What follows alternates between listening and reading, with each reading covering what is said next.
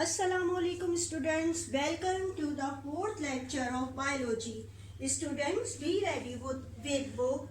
We have already learned about branches of biology in our previous lecture. Now students, open the book page number 9. Today we will discuss here biological method. Now a question comes, what is mean by a biological method? A biological method is a scientific method used to resolve a biological problems related to or produced by a living organism. यानी कि scientific method है, biological method क्या है? एक scientific method है जो कि use किया जाता है रिसॉल्व करने के लिए, बायोलॉजिकल प्रॉब्लम्स को सॉल्व करने के लिए यूज किया जाता है, जो कि लिविंग ऑर्गेनिज्म से रिलेटेड होते हैं या उनके प्रोड्यूस किए हुए होते हैं. Biological method consist of the 6 step. First step is called the observation, second is hypothesis, third is deduction, fourth is experiment, fifth is result, and last one is called the law or theory. Now explain one by one these steps. First biological step is called the observation.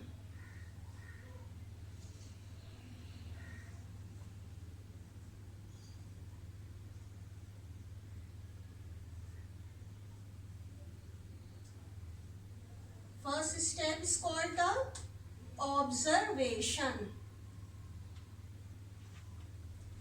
Most of the biological investigation start with an observation. यानी कि कोई भी specific biological problem को select करने के बाद observe और इनसे रिलेटेड इंफॉर्मेशन कलेक्ट की जाती है. For example take a case of malaria, यानी कि हम क्या ले रहे हैं? मलेरिया के केस को फॉर एग्जाम्पल ले रहे हैं, जो कि आपकी बुक में भी गिवन है. यानी कि मलेरिया की जो डिजीज है ये काफी पुरानी है. इस बीमारी से काफी लोगों की डेथ हुई, तो इसके लिए इलाज दरकार था पहले जमाने में. तो 1878 की बात है कि 1878 में फ्रेंच फिजिशियन था जिसका नाम था लेब्रॉन. इसने क्या करा था? इसने मलेरिया के पेशेंट्स के ब्लड का सैंपल लिया, यानी कि जो मलेरिया के पेशेंट्स थे उनका ब्लड लिया और फिर उसको क्या करा? उसको माइक्रोस्कोप में ऑब्जर्व किया. यानी कि ऑब्जर्व किया उसके ब्लड का, जिनकी किसके ब्लड का? जो कि मलेरिया के पेशेंट्स थे उनके ब्लड का माइक्रोस्कोप में ऑब्जर्वेशन किया, ऑब्जर्व किया उस ब्लड को. तो उसने देखा कि उसे ब्लड में कुछ टाइनी क्रिएचर नजर आए, जिसको इसने क्या? प्लाज्मोडियम कहा. यानी कि मलेरिया के पेशेंट का ब्लड लिया साइंटिस्ट ने और फिर उसको माइक्रोस्कोप में देखा तो उसको मुख्तलिफ किस्म के टाइनी क्रिएचर नजर आए, जो इसको उसने प्लाज्मोडियम का नाम दिया. अब इसने, आपको पता होगा कि मलेरिया की बीमारी के बारे में इससे सुना ही होगा आपने कि ये किससे होती है? मॉस्किटो की बाइट से. जब मॉस्किटो बाइट करता है, जब वो काटता है तो मलेरिया की बीमारी होती है. और ये मलेरिया की जब काटता है तो बेसिकली होता क्या है कि मलेरिया जब किसी हेल्दी पर्सन को काटता है तो मलेरिया के जो मॉस्किटो के बाइट करने से क्या होता है कि उसके सलाइवा में, यानी कि जो मॉस्किटो है उसके सलाइवा जो होता है वो जो है हेल्दी पर्सन में दाखिल हो जाता है. यानी कि वो काटेगा तो उसमें होल होगा और उसके अंदर जो हेल्दी पर्सन के अंदर चला जाएगा. ये सलाइवा में एक जर्म्स मौजूद होता है जिसको प्लाज्मोडियम कहा जाता है. ये प्लाज्मोडियम माइक्रोस्कोपिक होता है, जो कि हम नेकेड आई से नहीं देख सकते हैं. ये अगर हेल्दी पर्सन में दाखिल हो जाए मॉस्किटो की बाइट करने से तो फिर उस पेशेंट को मलेरिया की डिजीज होती है.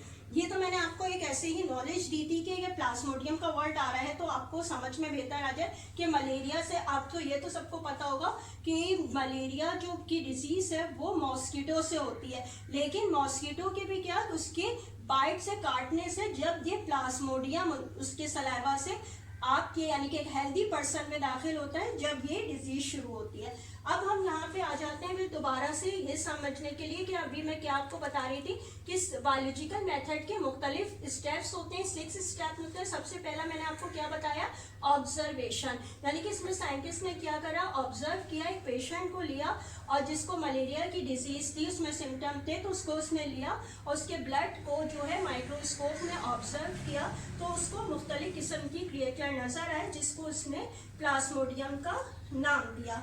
अब ये तो यहाँ तक का स्टेप, तो इसके बाद क्या होता है, सेकेंड स्टेप की तरफ आते हैं। Now the second step of biological method is called the hypothesis. Second step is called the hypothesis.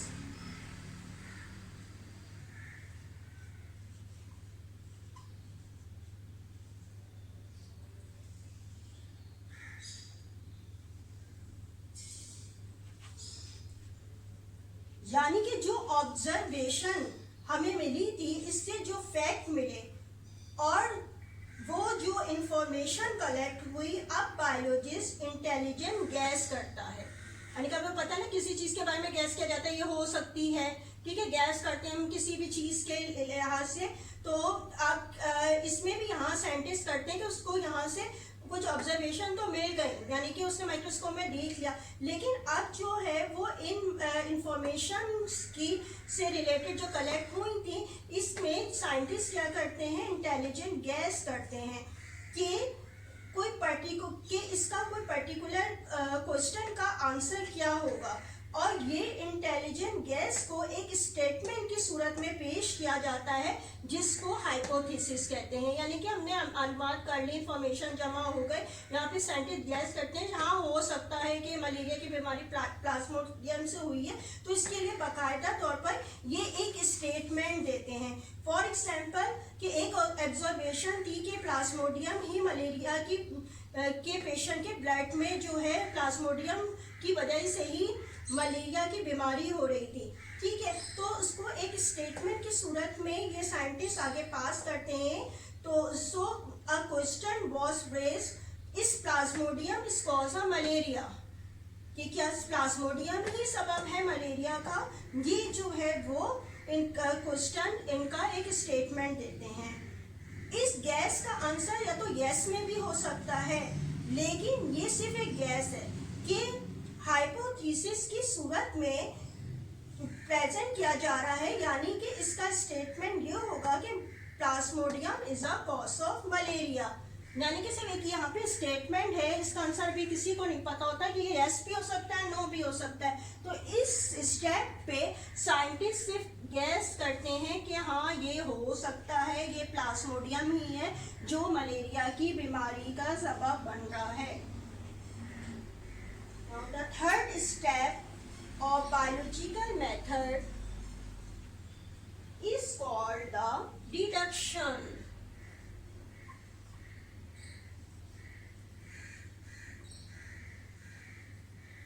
Third step of biological method is called the deduction.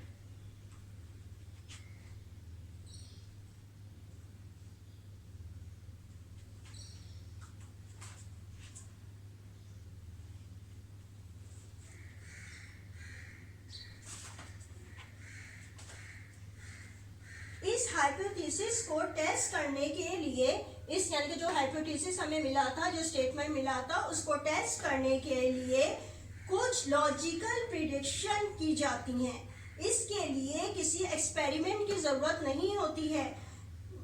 अगर मलेरिया प्लाज्मोडियम की वजह से है तो मलेरिया के तमाम मरीजों के ब्लड में प्लाज्मोडियम होगा कि जो कि हेल्दी पर्सन में नहीं है। यानी कि एक लॉजिकल प्रिडिक्शंस इस स्टेप पे होती हैं।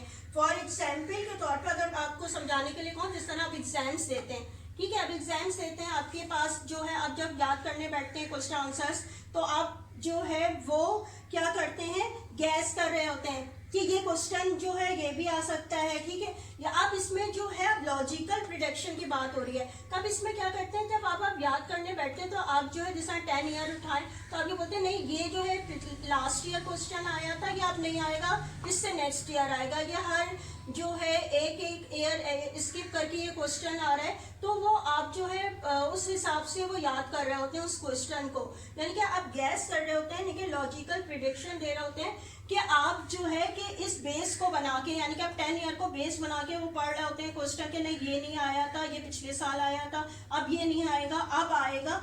यानी कि एक लॉजिक के साथ आप उसको प्रूव करने की कोशिश करते हैं, हालांकि वो भी अभी कंफर्म नहीं होता कि वही आ जाएगा या नहीं आएगा। बिल्कुल इसी तरह यहाँ साइंटिस्ट भी क्या करते हैं कि वो किसको बेस बनाते हैं कि जो स्टेटमेंट मिला था या जो ऑब्जर्वेशन हुई थी उसको बेस बनाते हैं। हाँ कि हेल्दी पर्सन में तो ये नहीं था, सिर्फ और सिर्फ क्या हो रहा था, जो कि पेशेंट्स थे मलेरिया के उनमें ही मौजूद था, ठीक है। इसमें किसी किस्म के एक्सपेरिमेंट की जरूरत नहीं हो रही होती है, सिर्फ और सिर्फ प्रीवियस जो उनको नॉलेज हुई थी उससे वो लॉजिकल प्रिडिक्शन दे रहे होते हैं। और इस स्टेप को क्या कहा जाता है, डिडक्शन कहा जाता है।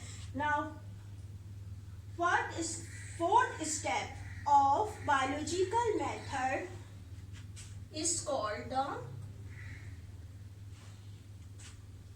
experiment.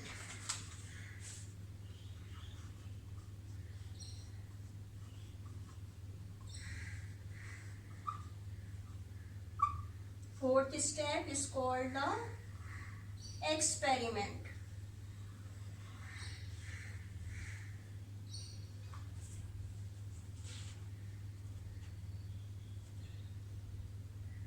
नेक्स्ट स्टेप डिटेक्शन को टेस्ट किया जाता है, यानी कि अब ये जो नेक्स्ट स्टेप आ गया है इसमें क्या किया जाता है, डिटेक्शन को टेस्ट किया जाता है, ये मालूम करने के लिए कि जो ऑब्जर्वेशन की गई थी ये सही है या नहीं, उसके लिए मुख्तलिफ किस्म के एक्सपेरिमेंट किए जाते हैं। इस स्टेप पे बायोलॉजिकल मेथड में साइंटिस्ट क्या करते हैं, टेस्ट करते हैं, यानी कि 100 जो मलेरिया के पेशेंट्स लेते हैं और 100 ही क्या करते हैं, हेल्दी पर्सन्स लेते हैं।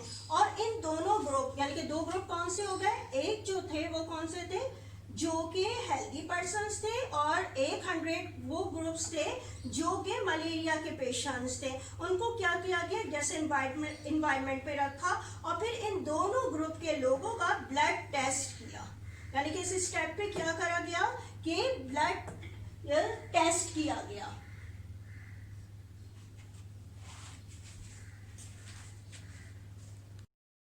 Fifth step of biological method is called the result.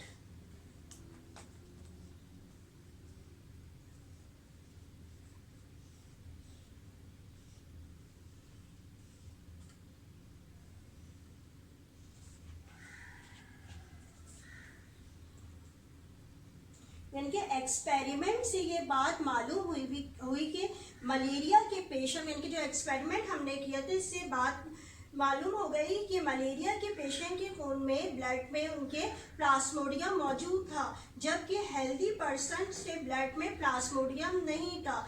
यानी कि रिजल्ट में हमें ये बात मालूम हो जाती है, this result verify the detection and finally hypothesis, यानी कि जो हमें रिजल्ट मिला एक्सपेरिमेंट के बाद कि हेल्दी पर्सन में जो है वो नहीं होते प्लाज्मोडियम और जो है मलेरिया के पेशेंट में प्लाज्मोडियम होते हैं। जब ये हमें रिजल्ट मिल गया तो इससे हमें क्या मिल गया कि वेरीफाई हो गया, क्या कौन सी स्टेप वेरीफाई हो गया, यानी कि डिडक्शन भी हो गया, जो लॉजिकल हमने प्रिडिक्शन दी थी या फिर हमने जो चीज़ें गैस की थी वो तमाम फाइनली जो होती हैं वो प्रूफ हो जाती हैं, वेरीफाई हो जाती हैं इस स्टेप में जाके, यानी कि Plasmodium is a cause of malaria, यानी कि रिजल्ट हमें मिल जाता है कि Plasmodium is a cause of malaria.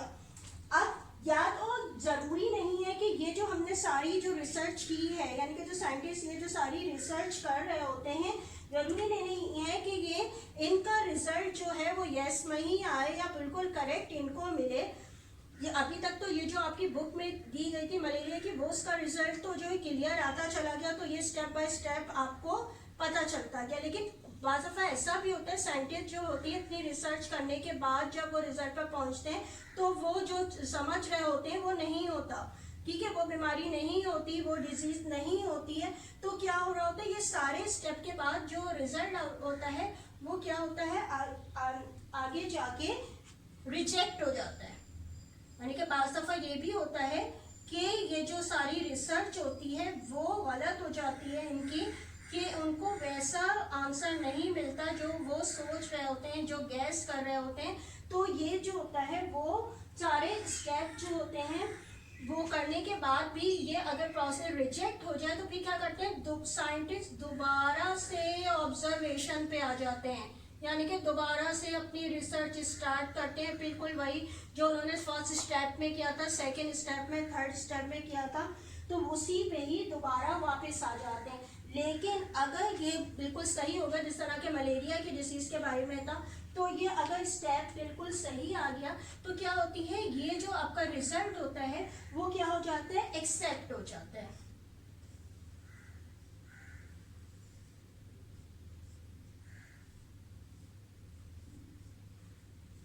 अगर यानी कि ये सारी रिसर्च आपकी सही हो गई तो क्या हो रहा होता है, ये इस आपका रिजल्ट जो होता है वो एक्सेप्ट हो जाता है। तो sixth step of biological method is called the theory.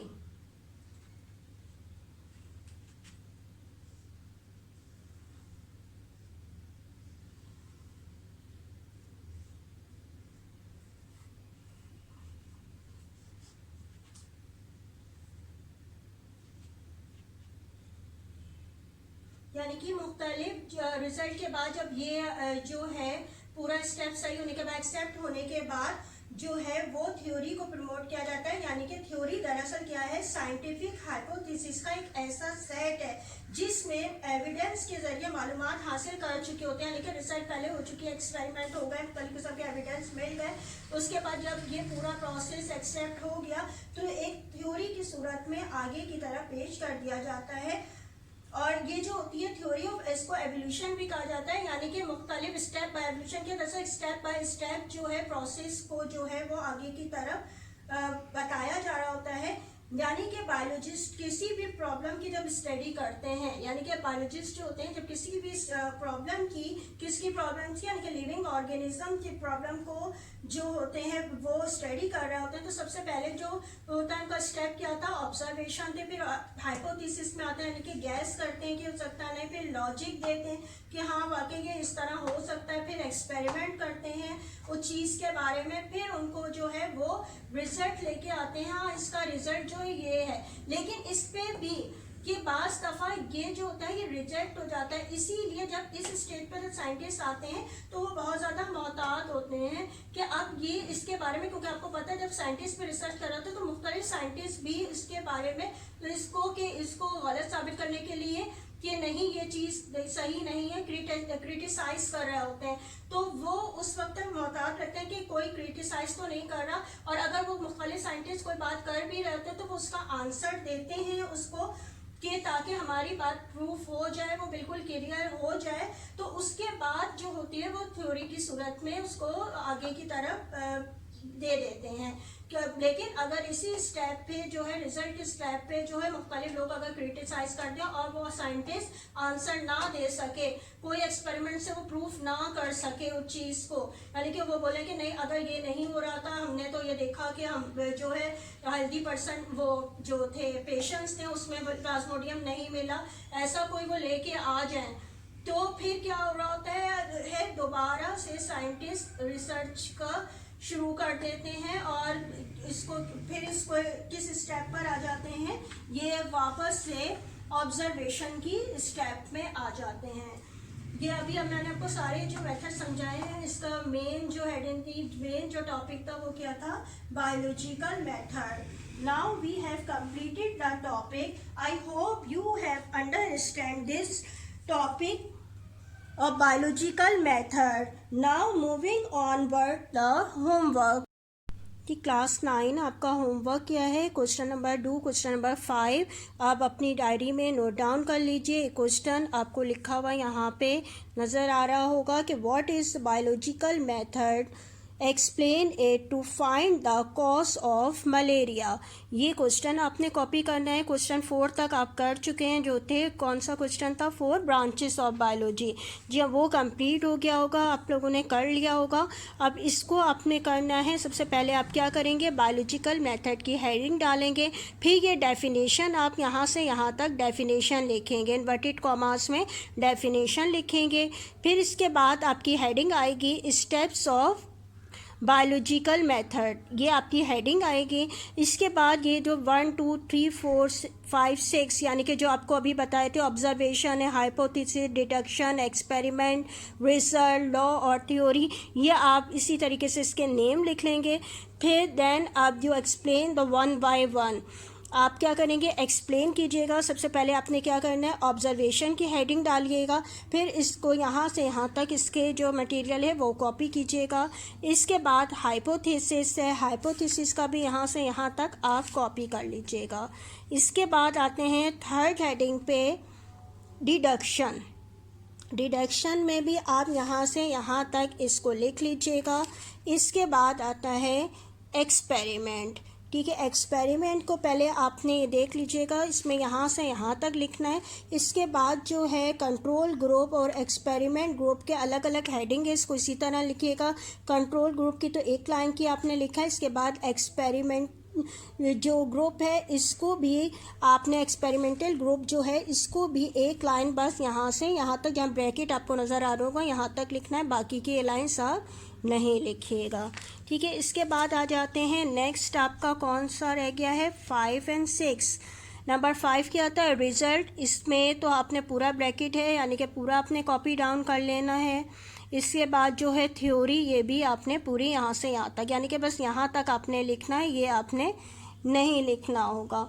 ठीक है, आप इसके यहाँ तक जो है यहाँ तक आप लिख लेंगे। इसको कौन सा क्वेश्चन है, क्वेश्चन नंबर 5, यानी कि 4 तक आपने लिख लिया। इसके बाद क्वेश्चन नंबर 5 आपको इसी तरीके से यहाँ तक एक्सप्लेन किया हुआ है, वो आप जब लिखेंगे तो आपको और अच्छी तरीके से समझ में आ जाएगा। अच्छा, आप एक और काम कीजिएगा, ये यहाँ तक लिखने के बाद आपने ये जो एक आपको चार्ट, फ्लो चार्ट नज़र आ रहा है, इसको भी आप ड्रॉ करेंगे, यानी कि जहाँ आपका आंसर एंड होगा उसके बाद उससे नीचे जगह अगर मौजूद है पेजेस में या फिर नेक्स्ट पेज पे आप जो है ये ड्रॉ करेंगे। इसी तरीके से आप जो है कि ऑब्जर्वेशन है, फिर हाइपोथेसिस है, डिडक्शन है, एक्सपेरिमेंट है, रिजल्ट है, फिर ये 2 में आप इस तरह डिवाइड हो गया, रिजेक्ट हो गया या एक्सेप्ट हो गया, फिर थ्योरी, और फिर अगर ये जो है वो रिजेक्ट हो गया तो दोबारा ऑब्जर्वेशन होती है। तो इसको इसी तरीके से जो है आप डिफरेंट कलर मार्कर से भी इसको बना सकते हैं।